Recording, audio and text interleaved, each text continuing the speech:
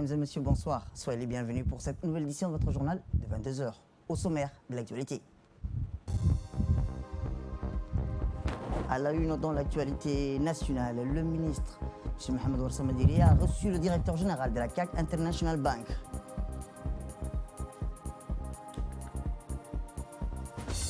Et enfin, dans l'actualité internationale, au Rwanda, des algorithmes pour dépister le coronavirus. C'était les titres. Merci si vous rejoignez. Le ministère de l'Éducation nationale et de la formation professionnelle a opté pour une démarche originale à l'occasion de cette rentrée scolaire 2020-2021. Si particulière de plus d'un titre à cause du Covid-19 qui a perturbé l'année scolaire précédente et conduit à un long confinement de plus de 6 mois pour la quasi-totalité des élèves de la République de Djibouti, au même titre que leurs familles.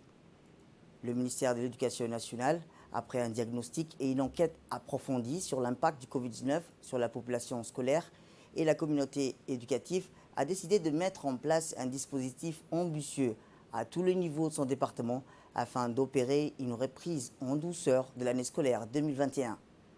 Cette stratégie, étape de rattrapage des cours et de remise à niveau par téléenseignement de mars 2020 à juin 2020, entame sa deuxième phase par la mise en place d'un dispositif original de reconditionnement axé ou bien au niveau de la classe que sur le plan des activités extrascolaires. L'organisation de cette première colonie de vacances à Arta entre dans ce cadre d'épanouissement et d'évaluation des élèves afin de leur offrir une sortie en centre aéré après ce long confinement qui leur a confisqué des vacances bien méritées. Les élèves du primaire de Djibouti et des régions d'intérieur ont pu s'épanouir durant 2 journées et une nuit avec des activités aussi variées que les jeux de société, les arts plastiques, les jeux sportifs et culturels dans un cadre agréable.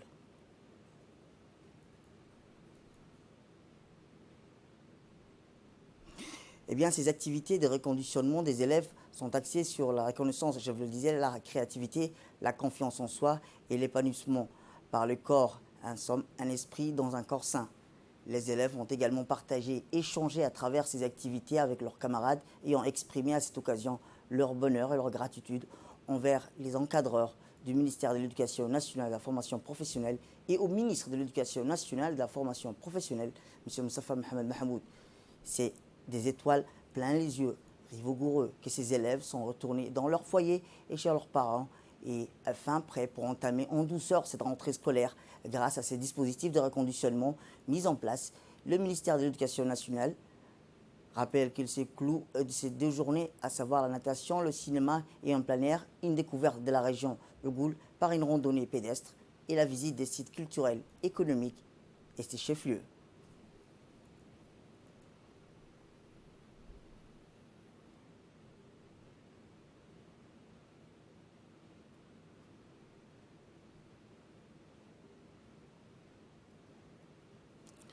Écoutons le ministre sur ce reconditionnement axé aussi bien sur la classe que sur le plan des activités extrascolaires. En premier temps, et avant toute chose, saluer la présence du préfet de la région d'Arta, mais également Madame le maire de la ville de Djibouti ainsi que le président du conseil d'Arta qui, par leur présence, témoignent vraiment l'engagement aux côtés, bien sûr, du ministère de l'Éducation nationale et de la formation professionnelle. Et je voulais également profiter de cette occasion pour féliciter en premier l'inspecteur d'EPS qui a bien sûr vraiment de la plus belle manière traduit l'idée de reconditionnement des élèves. Parce qu'avant tout, la présence de ces élèves à Arta et notamment au centre Sandhill, c'est bien sûr la seconde phase qu'entame le ministère de l'Éducation nationale. Après, bien sûr, comme vous le connaissez très bien, une année scolaire 2019-2020 très perturbée à cause justement du Covid. Il était question dans un premier temps d'assurer la continuité des enseignements apprentissages et nous l'avons fait, alhamdoulilah. Maintenant, il est question de préparer les élèves pour la reprise, pour cette nouvelle rentrée scolaire. Tout cela fait que, bien sûr, il y a un effet psychique derrière. Et donc, nous, notre mission, c'est de faire réagir ces élèves dans le bon sens, en les reconditionnant, en leur donnant ce goût au retour de l'école. Il s'agit pour l'instant 500 élèves qui vont être concernés par la première phase. Là aujourd'hui nous avons eu 100 élèves. Bien sûr vont suivre durant ce mois 400 autres élèves. Et puis tout au long de l'année, parce que nous avons une année chargée, une année difficile, une année où nous allons altérer bien sûr le renforcement pédagogique, mais également toute la partie bien sûr reconditionnement avec bien sûr l'organisation des activités extrascolaires. Donc tout au long de l'année, pendant toutes les vacances interruptives, les élèves scolarisés dans les différents établissements de la capitale comme dans les régions vont bénéficier de courtes vacances de ce type de 2 jours, de 3 jours dans différentes zones, dans différents espaces. Et donc ce matin, nous venons d'assister vraiment à quelque chose de machallah, de formidable, et la joie qui apparaissait dans le visage de nos élèves nous fait vraiment plaisir. Et je voulais vraiment féliciter, donc, comme je disais tout à l'heure, l'inspecteur DPS, également Saad et toute son équipe, ainsi que bien sûr les encadreurs, les directeurs des écoles qui ont accompagné les élèves, mais également les parents d'élèves de la ville, des écoles de la ville d'Arta, qui ont vraiment été la famille d'accueil. La famille d'accueil de ces enfants qui sont venus bien sûr loin de chez eux, loin de leurs parents. Donc c'est les parents d'Arta qui ont servi de parents, qui ont été aux côtés durant ces 2 jours, aux côtés de ces enfants. Et vraiment, la joie qu'expriment ces enfants nous fait vraiment plaisir, et c'est réellement l'objectif premier du ministère de l'Éducation nationale, des enfants épanouis, des enfants bien instruits. Je vous le dis dans le titre, le ministre de la Santé, M. Mohamed Ouarsama Diriye, s'est entretenu avec le directeur général de la CAC International Bank, Ahmed Hamid Adib, dans le cadre du renforcement des partenariats, accompagné du directeur du marketing, M. Faisal Abdillahi Khairé. Faisant suite à récents incendies qui ont ravagé la CAM, l'objectif de cette entrevue s'articulait principalement sur les voies et moyens de soutenir le département régalien dans sa politique de promotion du bien-être, de la santé des concitoyens. À cet effet, le directeur général de la CAC Bank a manifesté toute la solidarité et le soutien de son institution bancaire en appui aux efforts du ministère de la Santé, et c'est dans divers domaines. Le ministre de la Santé, M. Mohamed Ouarsama Diriye, a donc salué cette marque de dévouement et le soutien permanent du CAC Bank, qui est toujours aux côtés du département de la Santé, tout en remerciant le directeur général pour ce précieux partenariat bénéfique au développement harmonieux de notre système de santé. Rappelons à juste titre que la CAC International Bank a été l'une des premières institutions bancaires à apporter sa contribution aux efforts de la riposte contre la pandémie du Covid-19. Direction Randa, où les jeunes scouts étaient au rendez-vous ce matin pour finaliser les travaux d'aménagement de la piste reliant Daï à Randa, lancée le mois dernier. Se regroupant en plusieurs équipes, garçons comme filles, se sont donnés à cœur joie dans l'aboutissement de ces projets nobles et citoyens. Ils étaient également épaulés par les jeunes de la localité de Daï et quelques autres de Randa, mais surtout par le secrétaire d'État à la jeunesse et au sport, Hassan Mohamed Kamil, et le député Ahmed Hassan, qui ont retroussé leurs manches et mis la main à la pâte. Longue de 17 km, la piste Randa-Daï pourrait être officiellement empruntée après plusieurs années d'inactivité. Une bonne nouvelle que nos scouts peuvent partager avec la population des localités concernées, mais aussi et surtout avec les siens.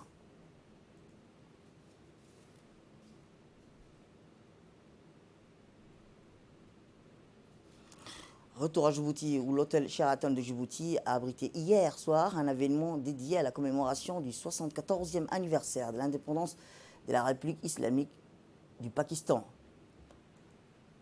Le représentant de l'ambassade du Pakistan à Djibouti, M. Imran Mohamed Ilyas, et des dizaines de membres de la communauté pakistanaise à Djibouti ont participé à cette soirée aux côtés du doyen des corps diplomatiques, l'ambassadeur de l'État de Palestine à Djibouti, M. Kamil Ghazaz. La République de Djibouti a été représentée par le parlementaire Al-Zaid Shadili en présence de membres autres parlementaires. La cérémonie, qui a été organisée par l'ambassade du Pakistan à Djibouti avec résidence à Addis Abeba, a également vu la participation de nombreux ambassadeurs. Le commandant de la garde-côte djiboutien, le colonel Waïs Omar Bokré, un groupe d'hommes d'affaires. Les participants ont suivi une représentation sur l'histoire de la République islamique du Pakistan et des progrès réalisés dans divers domaines depuis son indépendance le 14 août 1947 sous le leadership de Mohamed Ali Jinnah. De nombreuses personnalités pakistanaises ont tour à tour souligné les profondeurs des relations fraternelles et de la coopération conjointe existant entre la République de Djibouti et la République islamique du Pakistan.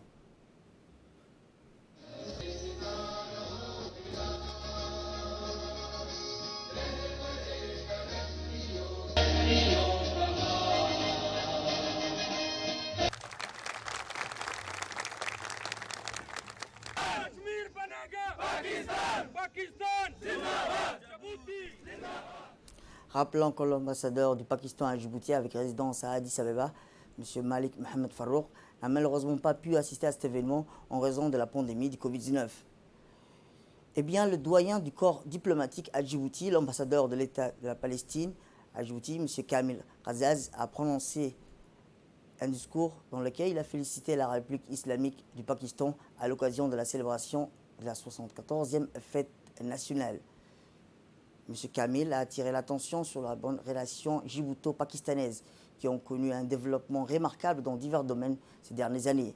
Le doyen du corps diplomatique a exhorté les dirigeants des deux pays à œuvrer pour consolider la coopération conjointe dans l'intérêt des deux pays amis.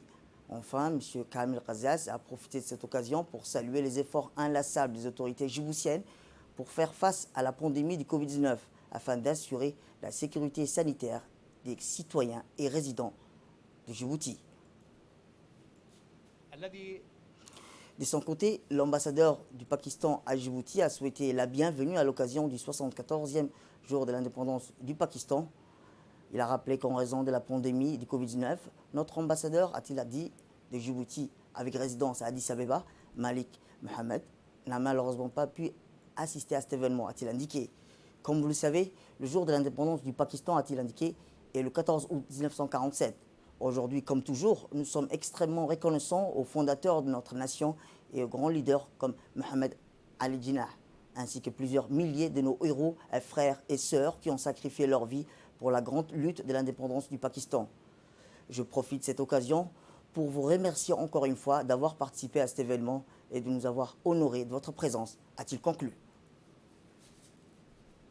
Direction Ali Sabié, où les bataillons interarmés de la région d'Ali Sabié, BIAS, en collaboration avec la brigade de douane et la police nationale détachement de Galilée, ont intercepté dans la journée d'hier une quantité de sacs de contrebande, une quantité de valeur de 55 sacs de 50 kilos chacun des 4 de contrebande ont été saisis.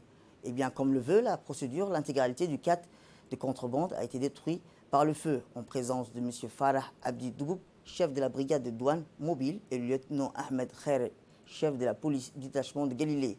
Les douaniers et les forces armées BIAS ont en effet décidé d'engager des actions fermes contre les contrebandiers des 4 qui font une concurrence déloyale aux acteurs du marché formel et portent ainsi préjudice à l'économie nationale. À Dikil, cette fois-ci, où le stage de formation pour les arbitres et les entraîneurs de la région de Dikil a été clôturé ce matin lors d'une cérémonie qui s'est déroulée dans la salle de conférence du conseil régional.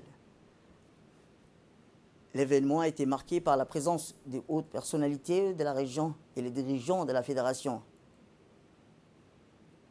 Cette cérémonie a vu la participation du président du conseil régional Abdelrahman Younes Aré, du sous-préfet Fouad Aboubakar, le vice-président et président des ligues régionaux Roufa Mohamed et le président de la ligue régionale de football de Dikil, Mohamed Ibrahim alias 15 ans, ainsi que les techniciens de la fédération djiboutienne de football et les stagiaires. Durant 4 jours, une quarantaine de jeunes au Karawa, répartis en 2 groupes, ont suivi une formation en arbitrage et entraîneur. À l'issue de cette initiative, les arbitres et les entraîneurs de la région se sont vus remettre la licence. 20 arbitres du chef-lieu de la région de Dikil ainsi qu'aux 20 entraîneurs ici également du chef-lieu de la région de l'unité. Comme vous le savez, tout d'abord, je me félicite tout d'abord de votre assiduité, de votre responsabilité, le fait de bien vouloir terminer pendant une semaine des travaux d'intense pour pouvoir acquérir les préliminaires, je pense, du métier d'entraîneur et du métier d'arbitre. Je confirme le propos qu'il venait de tenir ici. C'est pour vous dire que vous avez une lourde responsabilité vis-à-vis de la jeunesse, ainsi que nous d'ailleurs, en tant que responsables. Eh bien, le vice-président et le président des ligues régionaux, M. Roufa Mohamed, a prononcé un bref discours dans lequel il a indiqué l'importance de cette formation. Il a par ailleurs exhorté aux bénéficiaires du stage de mettre désormais les acquis de cette formation en œuvre sur le terrain. Qui a été dispensée par des instructeurs experts nationaux, puis l'occasion pour les stagiaires d'acquérir des connaissances spécifiques et approfondies sur le métier d'entraîneur et arbitre. À cette occasion, j'exhorte les entraîneurs et les arbitres formés d'émettre leurs connaissances acquises au profit du développement du football de la région de Dikil. Je ne pourrai conclure mon intervention sans transmettre mes vifs remerciements aux responsables de la région et en premier lieu les préfets Aden et au président du conseil régional pour leur soutien et pour leur accueil et leur disponibilité. Je remercie également les représentants du secrétariat de la jeunesse des sports, M. Abdallah, pour sa collaboration durant toute la durée du stage. Également, mes remerciements vont à l'ensemble des membres du comité de la Ligue régionale de Dikil. Le programme intitulé Animation d'été organisé par le secrétariat d'État à la jeunesse et au sport bat son plein et continue de divertir et distraire la jeunesse djiboutienne. C'est au tour de la ville de Dikil qui a à son tour eu lieu le privilège d'accueillir les activités comédie musicale du programme, lesquelles ont eu lieu à la place de l'Indépendance.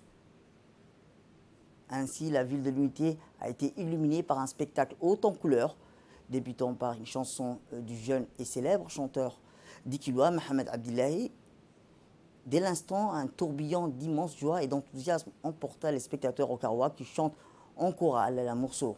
Ensuite, de nombreux artistes conviés à prendre part aux animations de cette soirée seront succédés à l'estrade pour réaliser plutôt devant un public au Karoua fort enthousiasme. Venus nombreux pour assister à l'événement. Événement qu'il faut rappeler, souligner, a été transmise en direct sur la page Facebook de la radio-télévision de Djibouti et à travers lesquels des centaines de milliers d'internautes djiboutiens ou autres ont pu suivre et commenter la soirée de gala. Parmi les nombreux artistes conviés à prendre part figuraient des fameux troupes étant comme jeunes talents des troupes musicaux.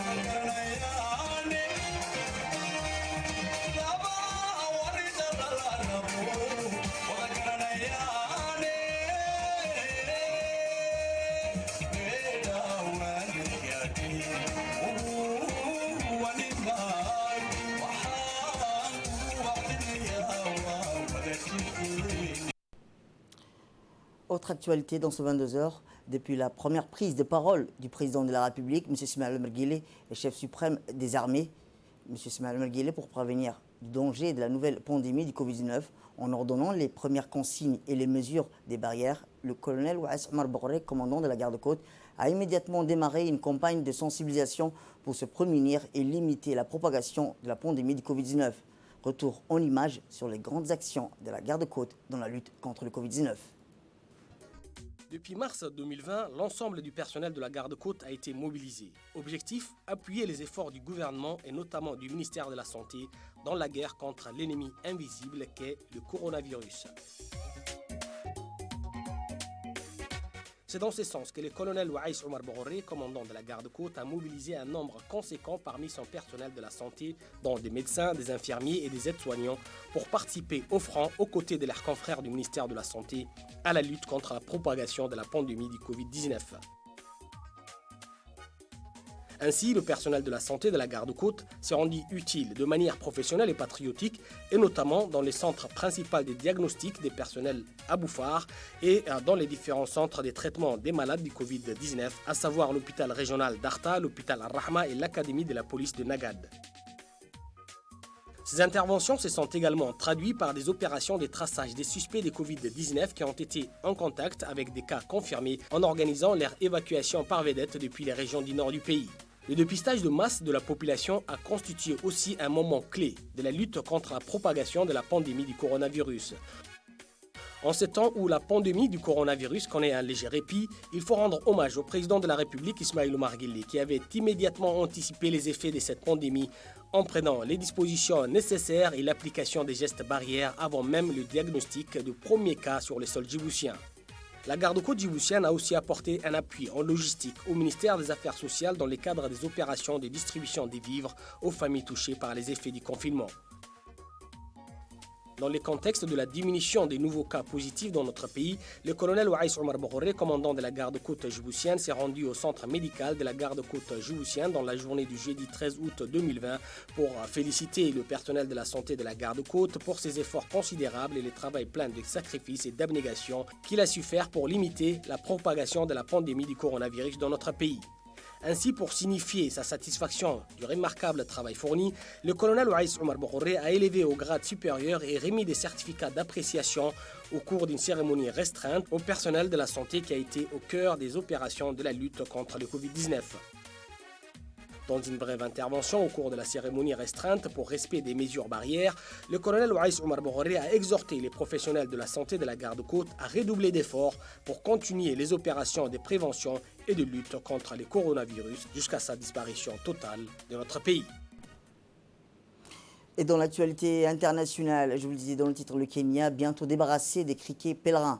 C'est ce que la prévision optimiste de la FAO, le programme des Nations Unies pour la culture et l'alimentation qui coordonne la riposte contre ce fléau. Depuis le début de l'année, le pays lutte contre la deuxième génération de criquets issus de la reproduction printanière, une lutte couronnée de succès, explique Vitalis Juma, officier des opérations de contrôle dans le comté de Turkana. Et rappelons-le, seuls quelques-uns des 29 comtés infestés en février 2020 sont aujourd'hui touchés par le criquet pèlerin. Et enfin, Rwanda, comme de nombreux pays, le Rwanda se trouve dans l'impossibilité de tester chacun de ses concitoyens en raison d'une pénurie de kits de tests. Mais les chercheurs ont créé une approche innovante qui attire l'attention au-delà du continent africain, un algorithme qui affine le processus de test groupé. La méthode requiert quelques manipulations supplémentaires avant de pouvoir procéder au test, mais rien de complexe pour un technicien de laboratoire. Ainsi, le laboratoire pour dépister la Covid-19. Mais maintenant, nous regroupons les tests parce que nous mélangeons les échantillons en créant des pôles plus petits. Nous réduisons les nombres d'échantillons et à tester ce qui rend le processus très rapide. En un jour, nous faisons un rapport et donnons un retour d'informations, a expliqué le ministère de la Santé publique avec Rwanda. C'est tout pour cette édition. Merci à vous de nous avoir suivis. Restez avec nous pour la suite de nos programmes télévisés.